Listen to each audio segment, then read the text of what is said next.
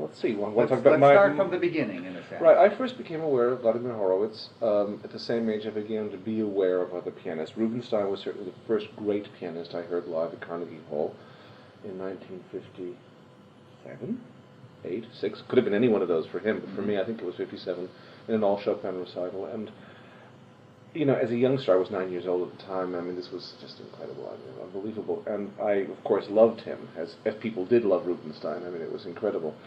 As I began to become aware of pianists and hear records, needless to say, before I knew very much when I was 11 and 12, the sheer wizardry of Horowitz's playing was the first thing that attracted me. The sheer technical capacity, the brilliance, the unbelievable. What I realize now is not only unbelievable speed, but projection and certain articulative clarity.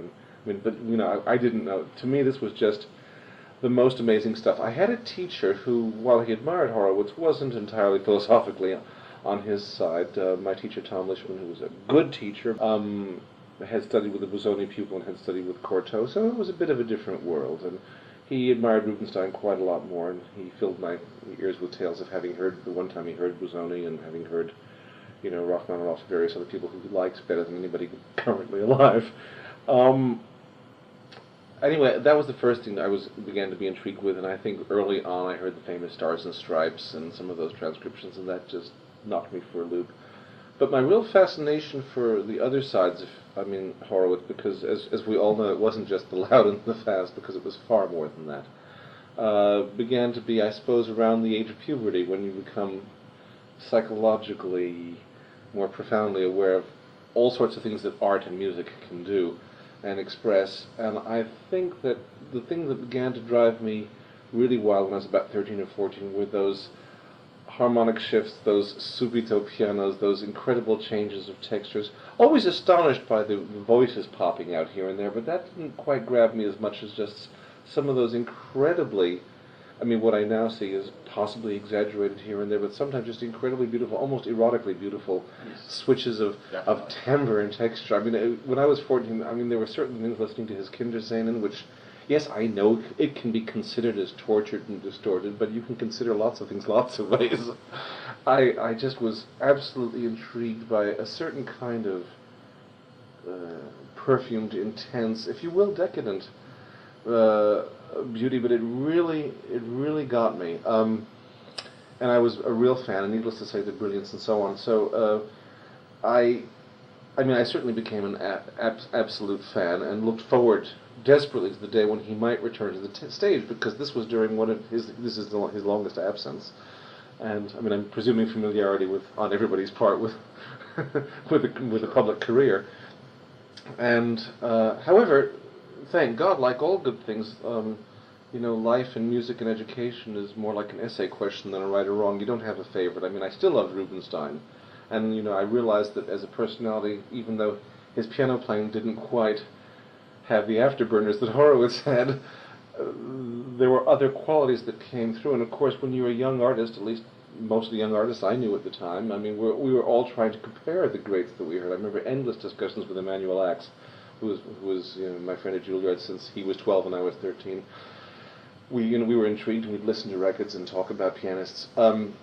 So I was longing for the day when he would make a return to stage, and hoped that I could be among those lucky enough to hear him.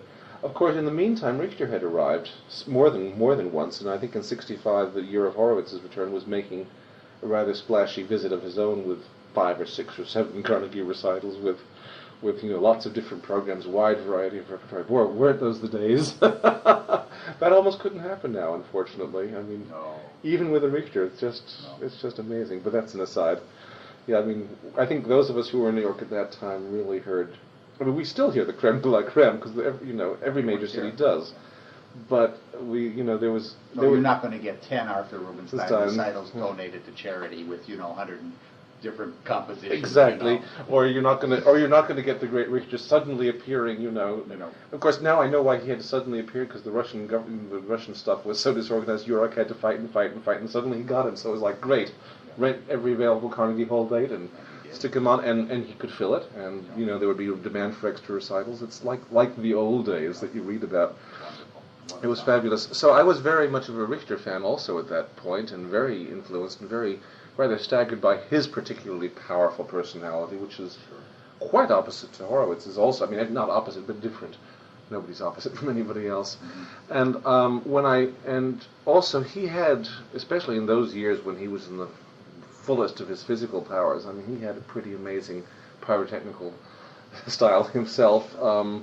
And he was a great master, virtuoso and intellect and all these things. And so, oddly enough, when I actually heard Horowitz live, it was the same season, and although I was quite dazzled, I was a little bit shaken that my God was only human also, because when you, and of course at age 15 or 17, sorry, by then I had learned, I guess, a great thing, which is that when you know an artist only from recordings, the live is not necessarily lesser, but it's different. I mean, I suspected the demonic excitement of Horowitz and the virtual impossibility of some of those technical tasks and even coloristic things that he did. I had now begun to be acquainted with a larger range of musicians, and it seemed less the work of God or the devil. It seemed more possible. I was dazzled by the return recital, absolutely, but somehow I expected him to be.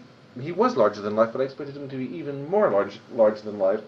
You know, I expected that, you know, after all the excitement of the Richter recitals, I'd have something which would put everything else totally in the shade.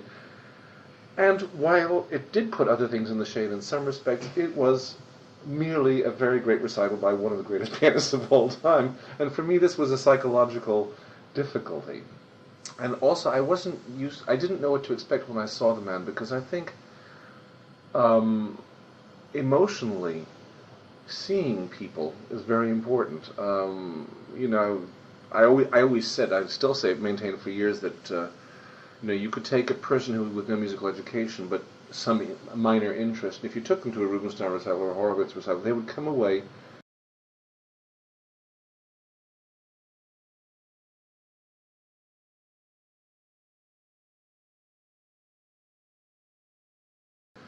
understanding what the impact of the individual was about. They wouldn't understand any fine points, but they would. You could tell there's an enormous human communicative difference in the two. Not that one is better than the other, but I wasn't prepared for Horowitz to be quite so, elegant and even good-humored on stage. All these things. I sort of expected I wanted a genuine live devil who came out and sort of, you know, burned a hole through the piano and through the stage and left everybody upset and possibly raped. And out came this, you know, urbane, witty man, you know, who obviously was the master of the situation. I can't say I didn't like it. I was amazed. It wasn't what I expected, you know. It was just, I just thought, oh boy. But I mean, the recital was fabulous, and his subsequent recitals in the late 60s, I mean, I didn't miss a one. And even the one that were doubled, I ran to hear. And I got to know his range. I mean, and I would say what I have not alluded to really is that I began, probably around the time I heard him live for the first time, to begin a love-hate relationship with him, like I think many pianists had, being incredibly fascinated. I mean, any record that was released, other artists would release the records and I'd want to get it. I mean, when the new Horowitz record was out, I just ran it. I didn't wait. It was like, it's out, bang, go get it.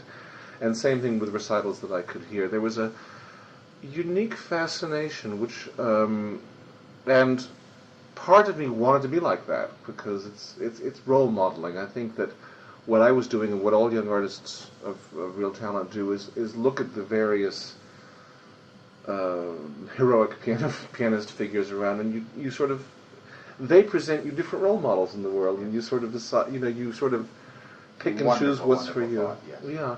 And of course your teachers are also role models, and your teachers influence how you hear people by their likes and dislikes and so on and so forth. So it was a time of great conflict, and there were certain things about Horowitz's playing which I just loved to pieces, and other things which I didn't admire so much, because I was also falling under the influence of other teachers, other styles, other musicians, even on other instruments. And it's not as simple as saying that I did not think that he was a great master of certain of the classic repertoire, because actually there are certain pieces of the classic period which I thought he played to a T better than anybody. But he for me represented a kind of a willfulness, I guess, and a kind of lordliness. I mean, he even said, I mean, you know, when I'm playing, I'm king, which was what was so attractive about it. Horowitz was extraordinarily intuitive, sensual, physical, even sometimes infantile, even sometimes wild and savage. For me, I mean, he represented this a civilized embodiment of the untamed, he did what was socially unacceptable, and I think he did what music, he did it. I mean, we won't talk about his life because that's a subject which I'm no expert at, but music I know a lot more about. He would do things that your teachers told you couldn't do. You can't play the piano with the flat fingers that way. You can't add those extra octaves. You can't pound this note. You can't distort like this. I mean, Horowitz definitely didn't behave as if he were at a tea party with his pinky in the air, although he could do that too, which was so great. I mean, he knew, in that sense, he was a bit like Lenny Bernstein because, he was a force, and he was so great, and nobody could resist it. But it wasn't because necessarily they admired it on the civilized, rational level. I mean, what Bernstein did, at his greatest, which was pretty often, was to pull forth some deep emotional response out of any orchestra he conducted, which far transcended rationality. Now, Horowitz was a kind of a different cat than Bernstein emotionally. Bernstein had this incredible... I mean, Bernstein got right out of the depths of the earth. Horowitz was a magician for me. But he constantly conjured up things which were slightly socially unacceptable when I talk about even the erotic, or even when I used the word rape before. I meant it I meant it symbolically that he was a wild man and full of charms too. I mean, he came out of the jungle in a way, and yet he was very clever, and he was also the master of civilized society, and he could make all that work for him. And I feel that he really, he did the things sometimes that nobody else dared to do, in terms of distortion or rewriting or just exaggeration or character, which was so incredible. And he had no hesitation, especially in the later years, of just, changing a composer's indications, or rewriting, a big piece by Liszt, the Scherzo and Marches. Especially fascinating how he made a actually wonderful edition of it. But he was also a creative man. We mustn't forget that he was a composer, and he had plenty of musical education. He even later expressed the regret that with the coming of the revolution, he too would have liked to have been more schooled. Like so many people who were brilliant, Schnabel felt the same way, from a different world entirely. He felt, he was such a brilliant and erudite and cultured man, and yet he too didn't have a particularly higher education, and there were those when he was growing up in Vienna, I'm sure, who thought, well, he's not particularly well educated. And the same thing about Horowitz. I mean, I'm sure if life had been more normal, he probably would have gone to more normal university education. Well, who knows, with such a stunning talent, what would happen. But anyway, back to the track. I think he did what was kind of socially unacceptable, and yet socially unacceptable not in the sense of murder or real capital crime. He just went a little bit over the top, over the edge of things that most people don't consider acceptable behavior, but every so often somebody will do some of it. We all get naughty occasionally.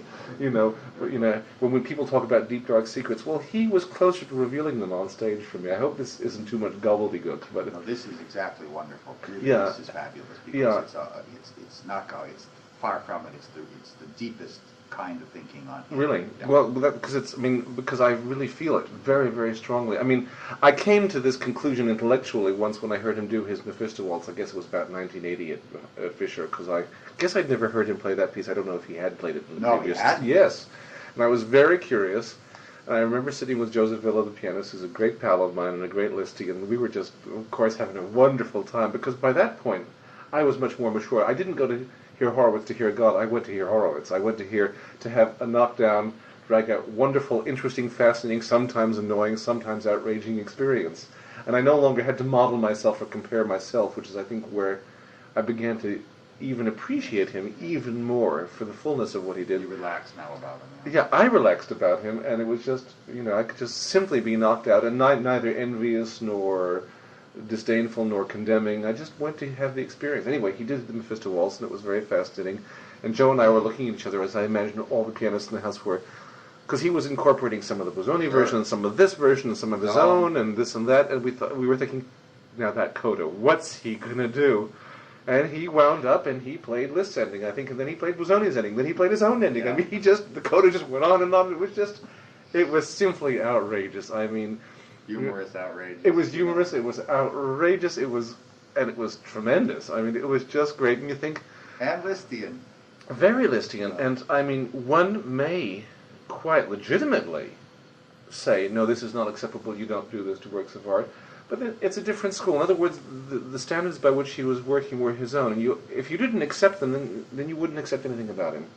If you could accept what he did, then you had a tremendous time, which is, I think, is kind of the ultimate thing about any great art. I mean, there will be those in the musical profession who say, but it wasn't great art, it was kitschy or it was exaggerated.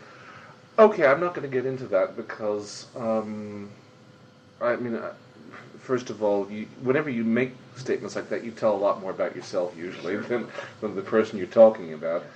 But in that sense, I think I began to relax about him, and I began to just appreciate him for what he was, for what was really exquisite. And when he did those things which I considered exaggerated, or I wouldn't do it that way, or I don't go to hear a great artist, play a next piece to have this experience. Well, but you had to take it for what it was, and it was tremendous. And I think many of my colleagues, young and old, those who disapprove of him, there was, like any distinctive artist, there were lots of reasons you could disapprove of him. But he seemed to have this, as I say, this subconscious appeal to the jugular vein of the public. And even, I would dare say, to my most elegant colleagues, they were always fascinated in one way or the other by him. Nobody could quite resist. The honest ones, even if they're totally opposed to his art, yes. if they weren't fascinating, they usually were liars. Exactly. It's like people who say they don't read their own reviews. Yeah. I hardly believe. I know there are probably 1% of people who say that who are honest, but most of the rest are lying, because who is so uninterested in themselves that they won't read even a bad review or a good one. And their own profession. Because yes. he was a dazzling example of where pianism, stood at the end of our time. Absolutely, absolutely. You couldn't ignore it. We'll come back to that in a minute too. So therefore, in talking about him now, I'm not saying, oh yes, I approved of this or I didn't approve of that. I'm just trying to give you my impressionistic response to an incredibly important musical figure in my life. But somehow, as I said, he had this appeal to the jugular. So therefore, even if there was strong disapproval in some of my colleagues, you could never escape the feeling that was tinged with jealousy. Because who, honestly, wouldn't like to have had a success like that?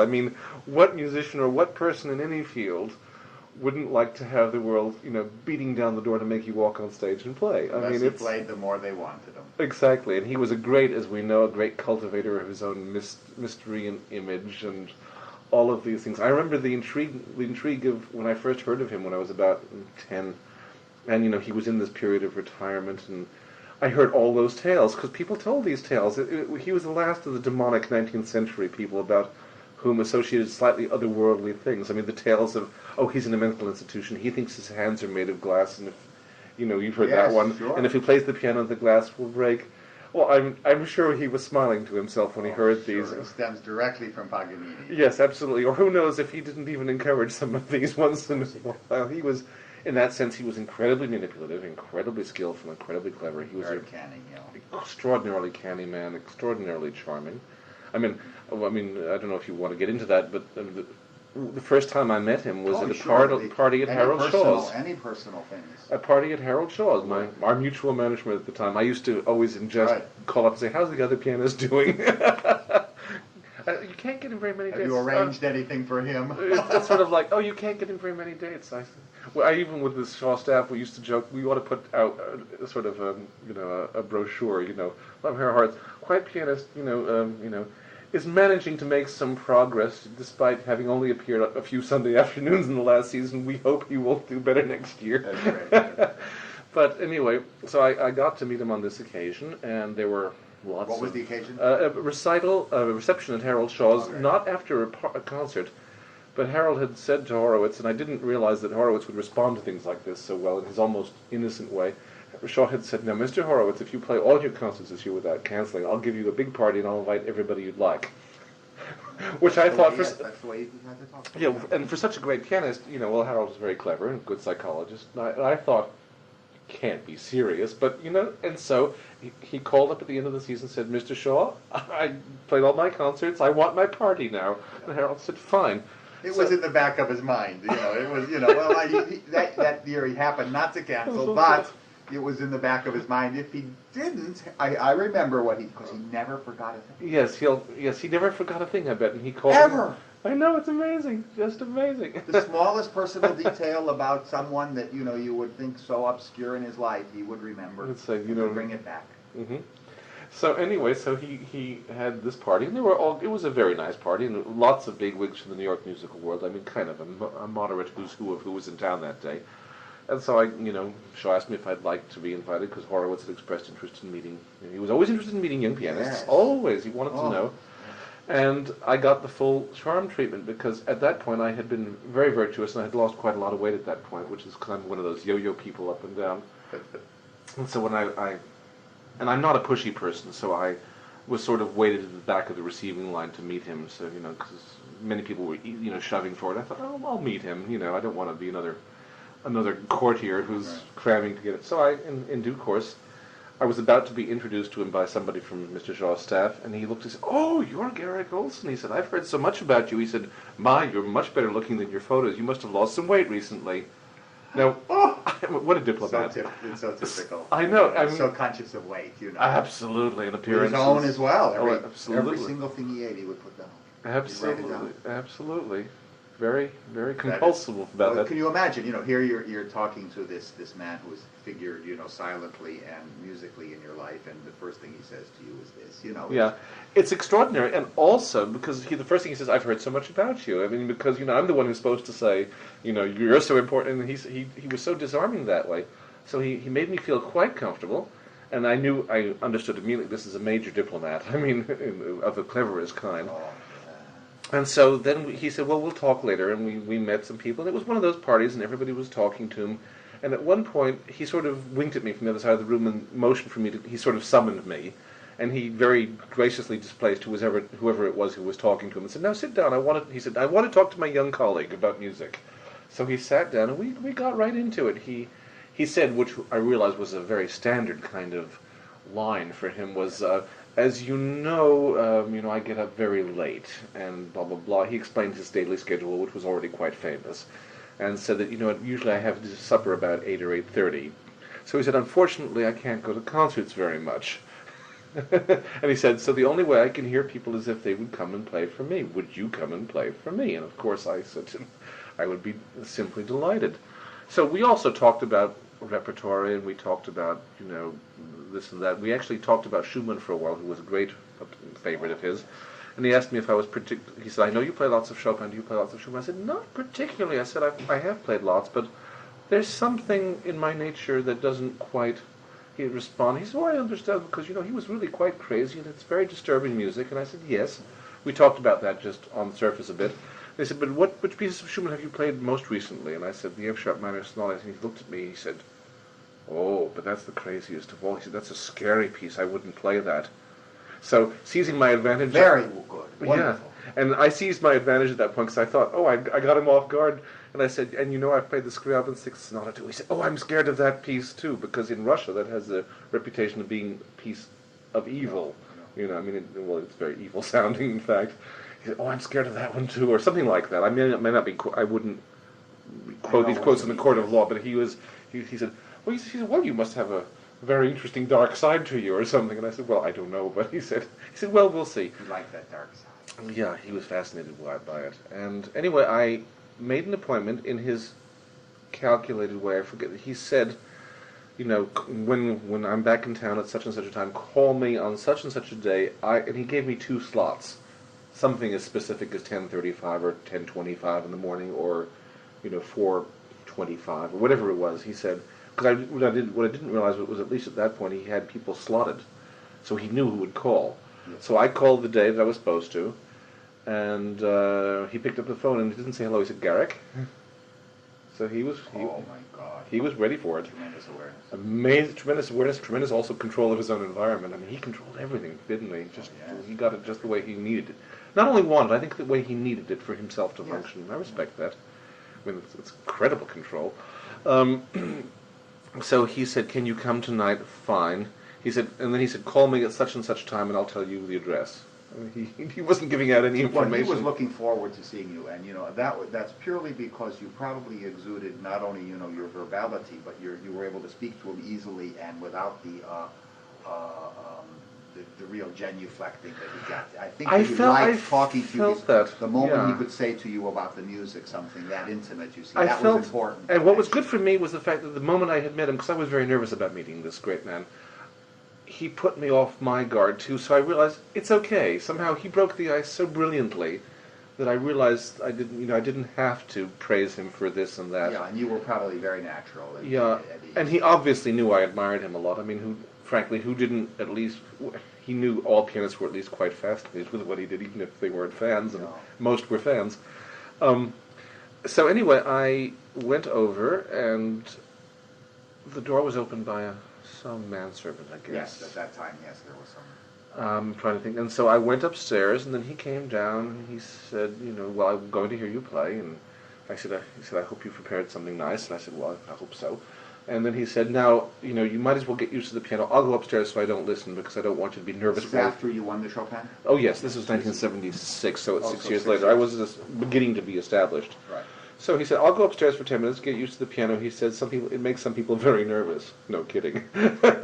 So I did, and I noticed that, of course, all you had to do was put your... Oh, he was very good to you. So, yes, he was very nice. Very, very much more on the spot. Yeah, not go upstairs and let you try. He was very gracious. I mean, I have to admit, he didn't make me nervous at all as a pianist. No, that's, by the way, that's the characteristic of playing for him and being with him. Yeah, I didn't feel like... Well, first of all, I also thought, I saw the portraits of Rachmaninoff and everybody, and Toscanini, and I think Paderewski and so on, with dedications and so on, and of course I knew lots about him. And I, as he went upstairs and I was playing on his piano, I was most intrigued just to try the piano, because I realized instantly that if you just take an octave in the bass, sort of normal mezzo forte, he just went bang like a cannon.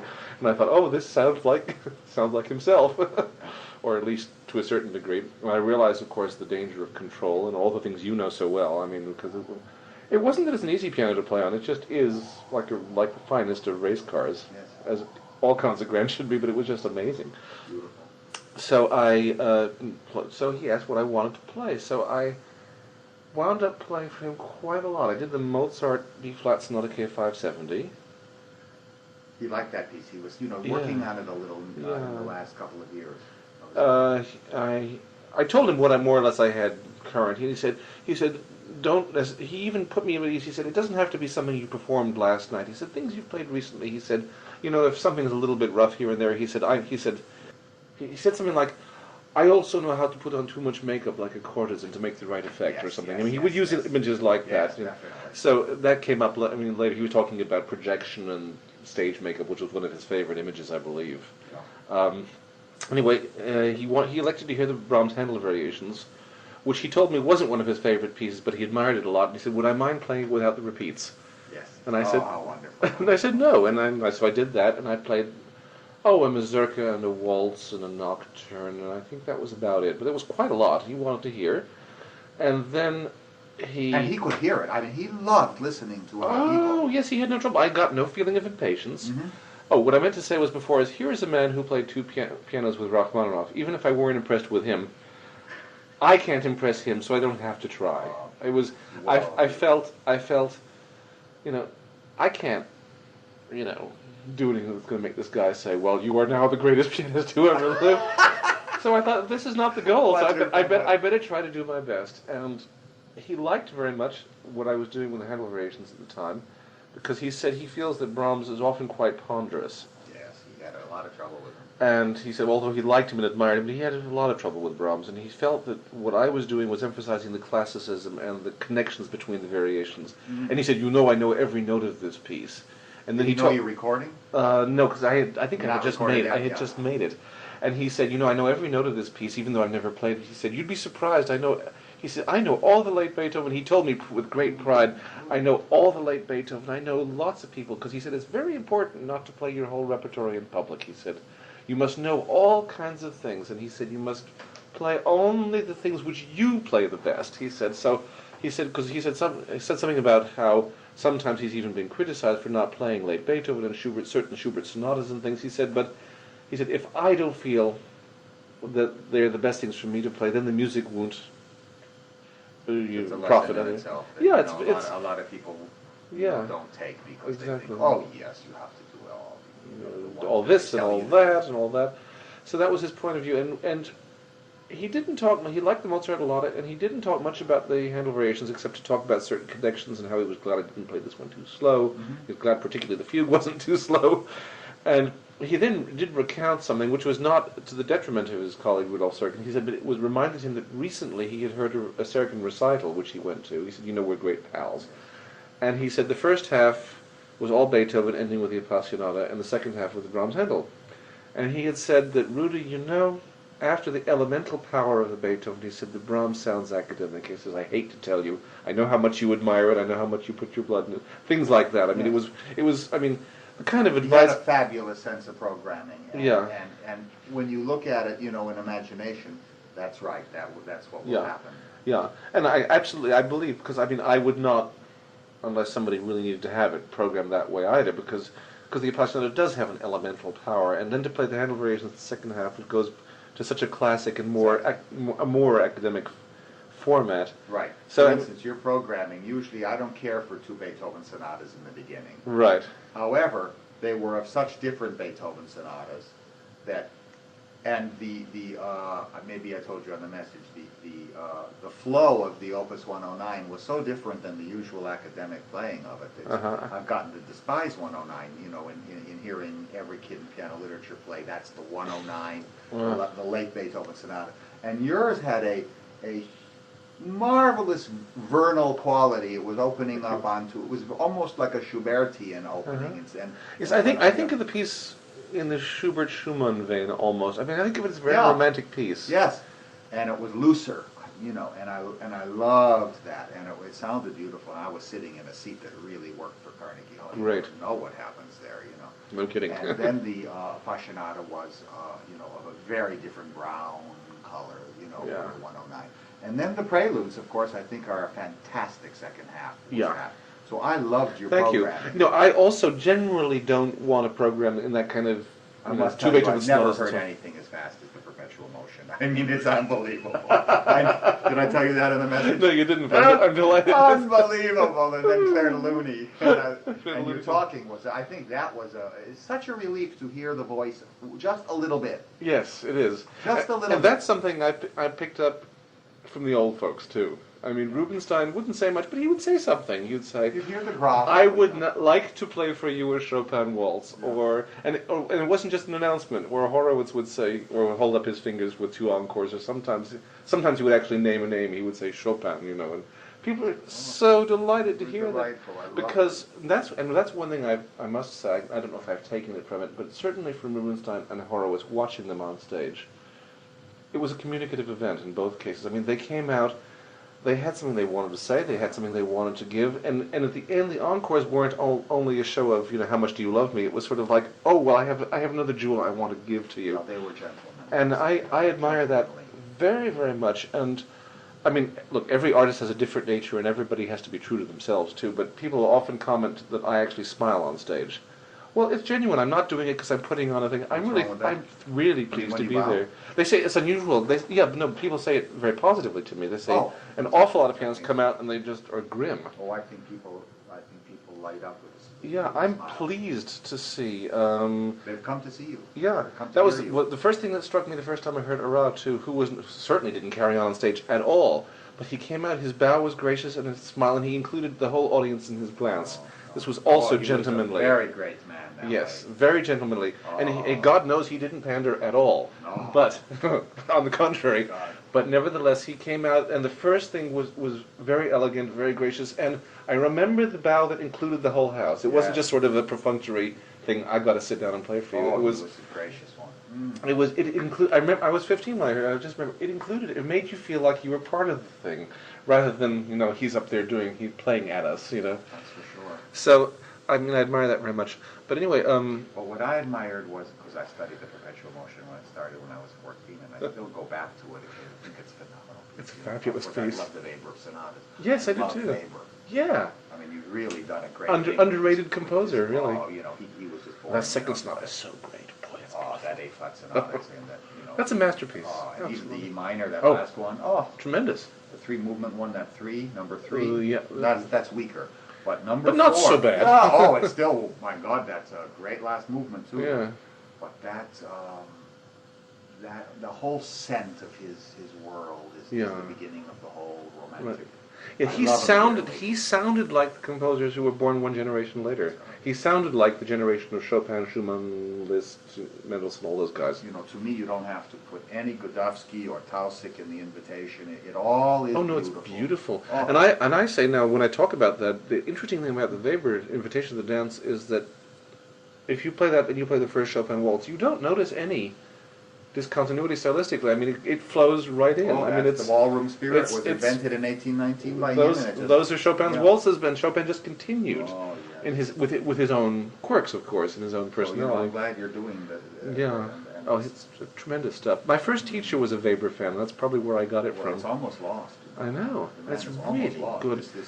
This tremendous Byronic figure, you know, even Yeah. with a limp. With a Dying limp, at yeah, 39, absolutely. you And he know. was a terrific writer and a Oh, journalist, novelist, he a started, brilliant you know, man. a Yeah, brilliant man, I mean, a fascinating you know, figure. I mean, a figure right up there, certainly with Mendelssohn and Schumann of that type. Oh, you know, boy, it's- absolutely. Just you know, just born in the concert. I mean, that's great. fantastic. That's great. That's great. It still holds, you know, all That's the a allure. fine piece. That's a Yes. wonderful work. And also, of course, operas and everything. That is one major thing that the English-speaking world. I mean, the German-speaking world knows Weber, the opera composer, and he wrote great operas. There's Oh, no they're question precious. about it. That's unbelievable.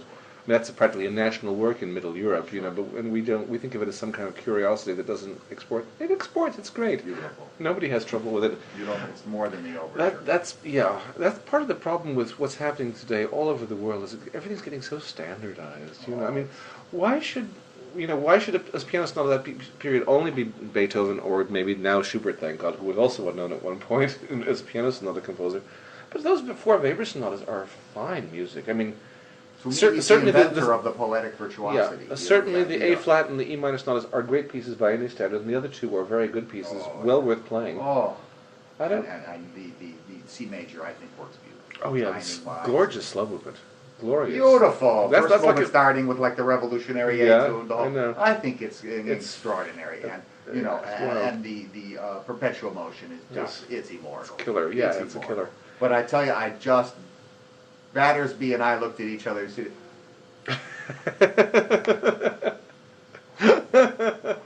Well, that's nice. "What a!" It's nice to know the pianist can still be. And my assistant Well, is Julian Richard Gianco. He great young guy. He played the piece, Uh-huh. and he played it in class once. And I said, well, you know, you're playing it so fast. I don't even know it's 2/4. I don't even know what's going on. Yeah. And so he said, oh, okay. And he slowed it down a little. So he was there. He said, well, I don't know what rhythm Garrick Ohlsson played it in. I mean, this was incredible. I mean, I said, yes, I said, but it was so right it didn't matter. Because he wanted to play it. I told him he didn't have. It didn't matter the way you were playing. There was no anything. It was. And then when the thing comes over there, you know, I mean, it was just so happy. Good. I'm glad. This was a very unusual recital because the Chopin preludes were honed in such a style, and from real depression in the A minor to I thought it was one of the finest F sharp minors I've heard in years. Thank you. I mean, Wow. not since Rubinstein. And Rubinstein, whenever he programmed it, he often would play 4 or 5 or 6. Right. He would always play the F sharp Yes, minor. always. A couple of times I talked to him. One time I made it for wherever he played the group. I once heard him in Rome. It was unbelievable. I once heard him in Paris. Wherever I've ever been, and I'd follow this man wherever I Sure. could possibly hear this man Rubinstein play. And the F sharp minor always was above anything Uh-huh. of the group. Yeah. And I said to him, every time you've ever played the Chopin preludes, in group of them, yeah. that group, because his record is not good. Not particularly. The F sharp minor is fantastically better than anything, you know. And he said, you know, his answer was marvelous. Oh, he said, that's because it's the greatest of the great. That's interesting. Ah, Interesting. that's interesting. Well, it's certainly one of the greatest. Oh, sure is. Of course. I mean, I have a high regard for every single piece in that set, and What how they set? work. Is there a greater set No. of pieces in music? I would also agree with you. Whenever I play that set, and it sort of goes well for me, I always get up from the piano thinking that, well, as a work, considered as one work, there's nothing greater in the whole literature. No. Nothing. There are other works As a cycle, there cannot be. as a cycle, and as an entity, and as the an... last notes. Oh, that's incredible. That's incredible. I mean, You have to be a virtuoso like yourself to incredible. play that last prelude that way. Oh, that is- And have that power left from the beginning. Yeah, that's a tremendous piece. Well, I mean, I must say, I think as you have observed, obviously, I mean, you got my message, which I think of it as But one, a unity. I mean, once again, you don't have to think of it that way, by no means. But it's one way of doing things, you know. but it's better in the long run I because think so. we listen better. I think so. To cycles than we did before. The Much LP better. record. And also, I mean, it is a whole dictionary to his person, encyclopedia to his personality, It's the greatest. and the frightening intensity with which he can define one aspect of his art in just 20 seconds. I mean, it's incredible. Incredible. It's Well, so the idea in that day and age of being so courageous in an age where still the classicism was alive in every German, composer, and they're all trying to still do the sonatas and the oratory, and here this man is able to do these epigrammatical masterpieces, and thank God he wasn't born in Germany. Thank God, absolutely. Or it screwed up Schumann deeply later on, I know. after the first flaming decade. Actually, I think you're right, yeah. Thank God he was born in Poland. Absolutely, in a slightly more provincial Yes. place, but that still had a decent structure of teaching, but didn't have to crush him with its Exactly, weight. didn't crush him. Weber, of course, was so much still part of the classical tradition, but he was begging to get out of it. Absolutely. And couldn't. Absolutely. And Schubert was doing his own terrifying stuff. So Schubert was on another planet. He was so great. Yeah. But it's true, because the first Flaming, as you say, the first decade of the Flaming decade of Schumann, he never quite gets back. He's always a great composer, always, and at his best, very always a inspired, great but- composer, right? But never but the. it's not quite the same thing. I mean, there is.